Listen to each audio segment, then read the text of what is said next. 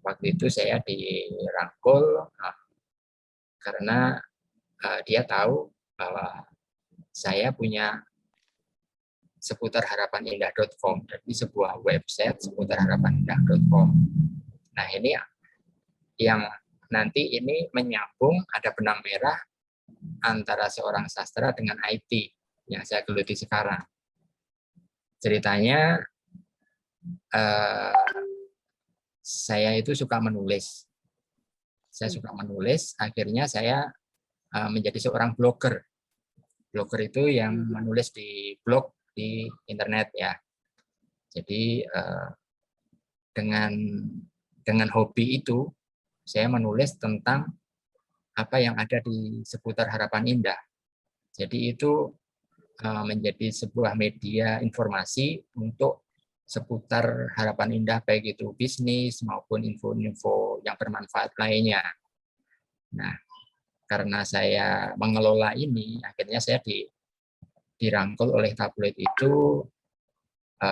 Terakhir saat itu saya sempat dijadikan sebagai manajer iklan di situ. Nah, berangkat dari situ, akhirnya saya banyak kenal orang dengan seputar Harapan Indah, orang-orang di seputar Harapan Indah, dan rupanya pelayanan saya di gereja pun sangat berpengaruh. Artinya mereka menjadi lebih mengenal saya. Namun pelayanan itu kan sukarela ya, jadi tidak ada gaji, tidak ada pendapatan dari situ. Namun saya merasa mendapatkan banyak hal dari situ. Dengan relasi yang timbul di situ, akhirnya banyak orang menghubungi saya. Apalagi dengan adanya seputar Harapan Indah yang saya kelola, banyak orang menghubungi saya untuk minta dibantu promosi. Dibantu promosi pun di situ saya bikin ada banyak pilihan, mulai dari yang gratis sampai berbayar. Jadi kalau mereka yang tidak mampu ya pakai fasilitas yang gratis. Jadi tetap saya kasih ruang. Jadi mereka pada dasarnya merasa welcome ya, merasa diterima karena tidak harus bayar pun tetap bisa dibantu gitu. Jadi mungkin itu yang menjadi bekal saya dalam langkah-langkah kehidupan saya sampai sekarang. Jadi mungkin itu basic dari fondasi langkah-langkah kehidupan saya. Nah, dari saya mempunyai blog di internet, itu kan karena saya itu punya jiwa seni, saya berusaha tampilan blog saya ini menarik. Saya belajar dari Google, cari tutorial ini gimana ya caranya bikin ini biar tampilan web itu menarik. Nah, akhirnya itu banyak teman-teman yang tertarik juga. Pak Heri, mau saya dibikinin seperti itu.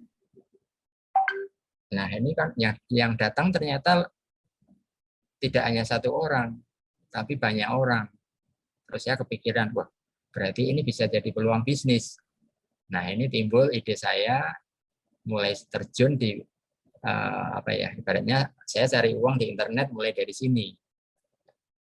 Saya bikinkan website dengan tentunya ada biaya pembuatan, ada biaya maintain dan segala sesuatunya. Jadi akhirnya ini menjadi peluang bagi saya.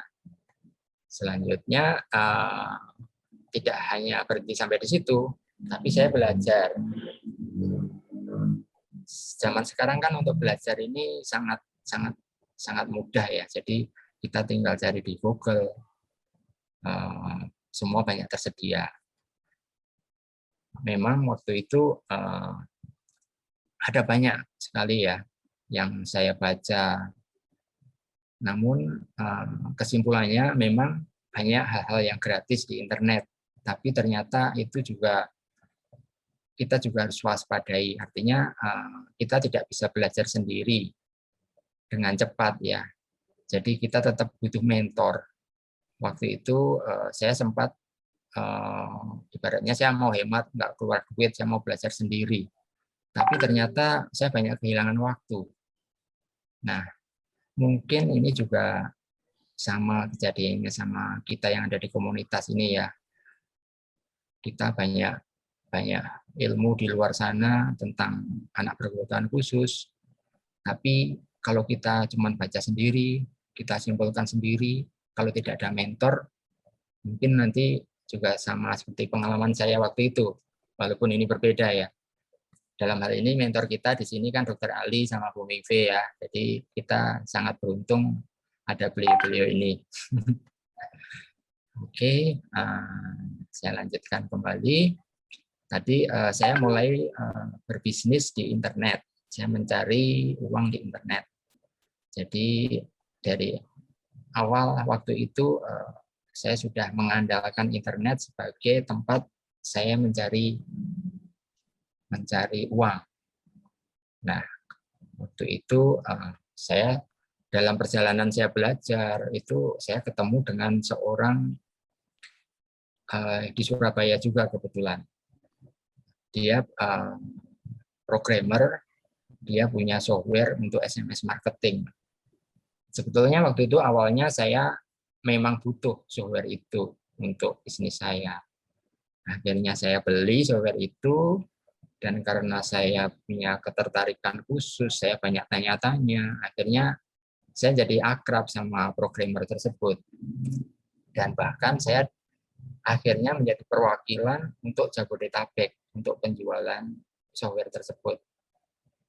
Sampai sekarang pun masih ya. Jadi dalam dunia IT, nah ini yang sudah mulai saya masukin ini. Dari seorang sastra belajar IT, gimana caranya kan bingung juga. Tapi semua itu ada solusinya.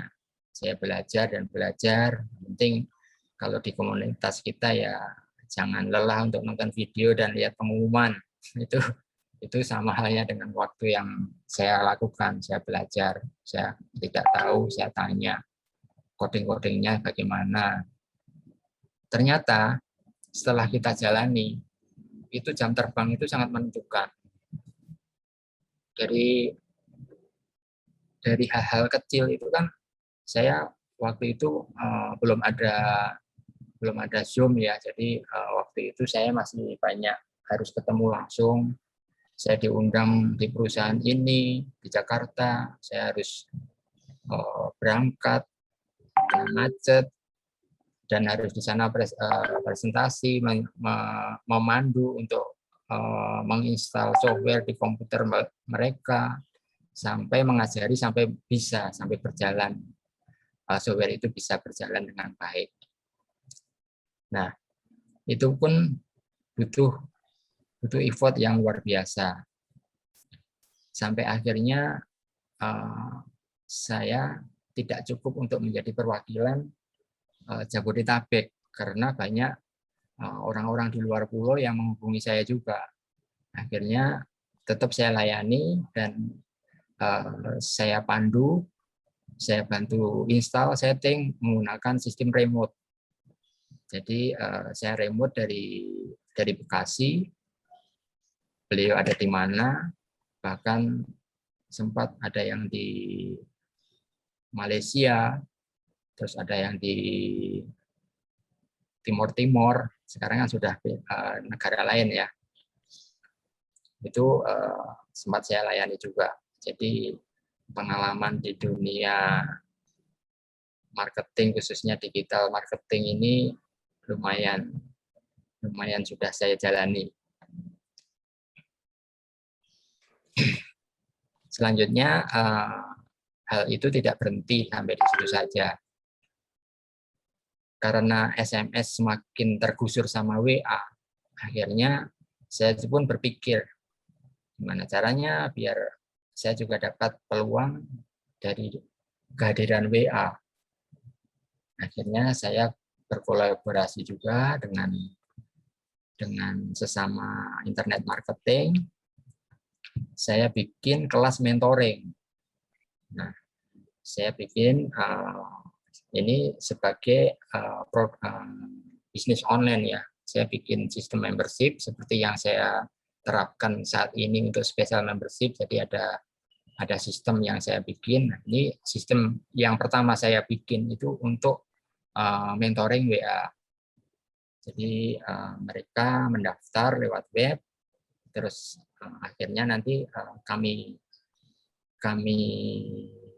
pandu, kami training menggunakan grup WA ataupun remote, dan sempat kita juga mengadakan secara offline, waktu itu belum pandemi ya.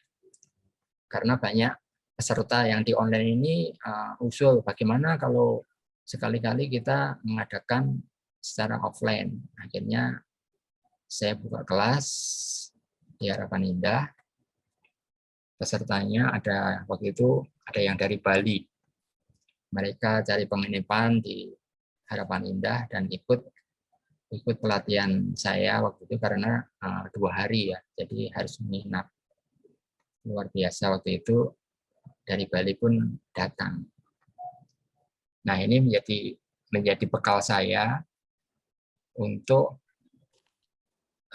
melayani dan membantu orang lain agar lebih banyak lagi yang mendapatkan manfaat tentang digital marketing.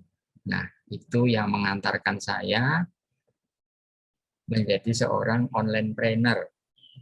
Jadi dari yang lulusan sastra di bidang IT yang nggak nyambung, tapi ternyata ada benang merah yang menghubungkan.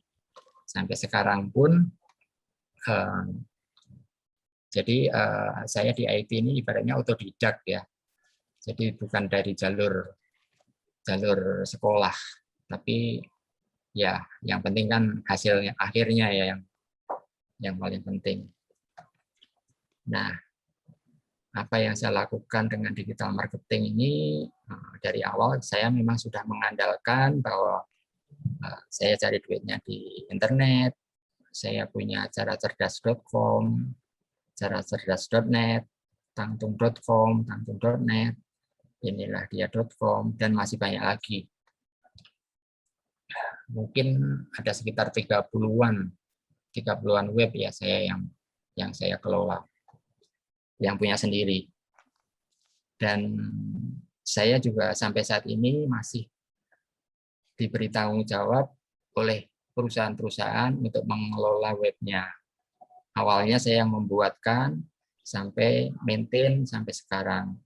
Di Harapan Indah saja ada 3 rumah sakit yang mempercayakan kepada saya untuk saya handle websitenya. Ada juga perusahaan-perusahaan kimia, ada perusahaan